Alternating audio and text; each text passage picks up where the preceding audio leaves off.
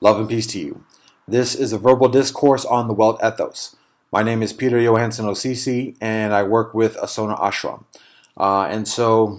This is a commentary introduction to some teachings within Hinduism on the first principle of the Welt Ethos, Ahimsa.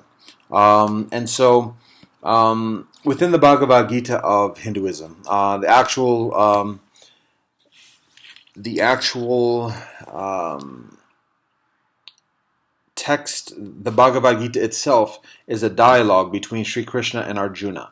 Arjuna is a member of the warrior caste and is confronted with the duty, the endeavor of in battling against his corrupt relatives, and he becomes despaired and despondent at that prospect. He sees his relatives, his family members, distant members, and other teachers ready to fight against him, and so he becomes paralyzed by this.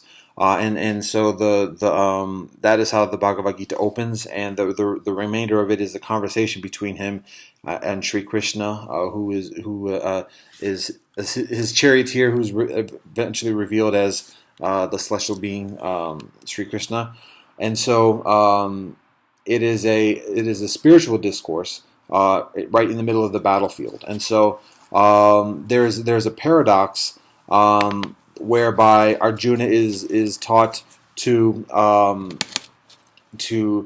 proceed in this battle, but simultaneously he is also taught to cherish all life and to serve all beings, and so that is the essential teaching within the Bhagavad Gita, is cultivating.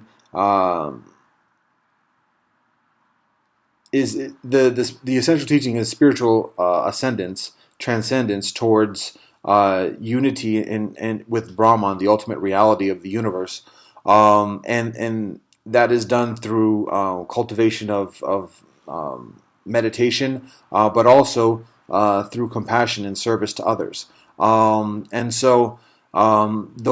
are some of the fundamental teachings within the Bhagavad Gita.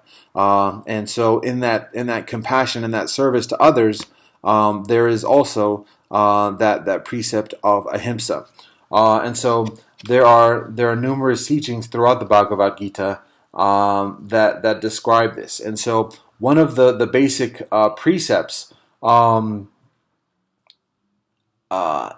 in conveying this principle of compassion and ahimsa, promoting the well-being of others, is exactly witnessing the divine presence that exists within others, and in respect to that divine presence, promoting the well-being of others. One teaching from the Bhagavad Gita explicitly, or multiple teachings, this is one passage that speaks to this effect.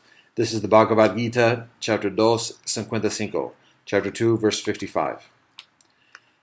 They live in wisdom who see themselves in all, and all in them, who have renounced every selfish desire and sense craving tormenting the heart.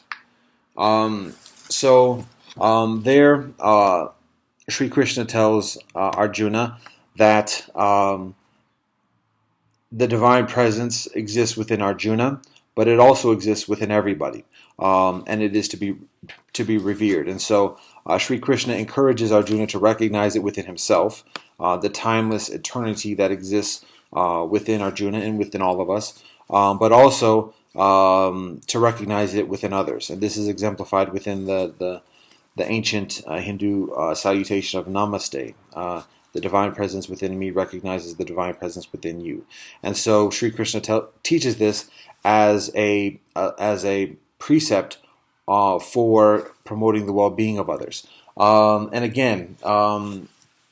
Sri Krishna teaches to be compassionate, to provide service to others, and promote the well-being of others. And so here, this is another teaching within the Bhagavad Gita that speaks specifically to that precept of service, of karma yoga, of compassion and spiritual ascension through compassionate deeds. And so this is a passage from the Bhagavad Gita, chapter 5, verse 7, chapter 5, verse 7. Those who follow the path of service, who have completely purified themselves and conquered their senses and self-will, see the self in all creatures and are untouched by any action they perform. That's the Bhagavad Gita 5, chapter 5, verse 7.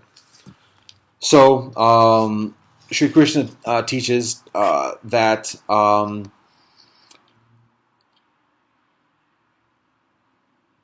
there is the tendency, each individual has the tendency towards selfishness, and self-gratification, self-indulgence, and additionally, and this leads towards transgressive behavior towards others. And so Sri Krishna teaches Arjuna to transcend those tendencies, and to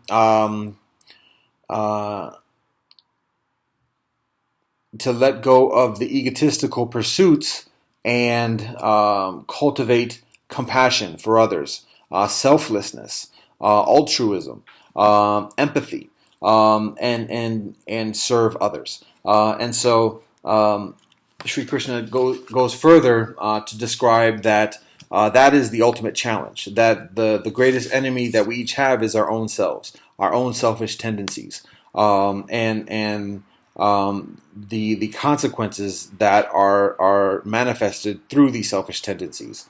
And this passage within the Bhagavad Gita speaks directly towards that as well.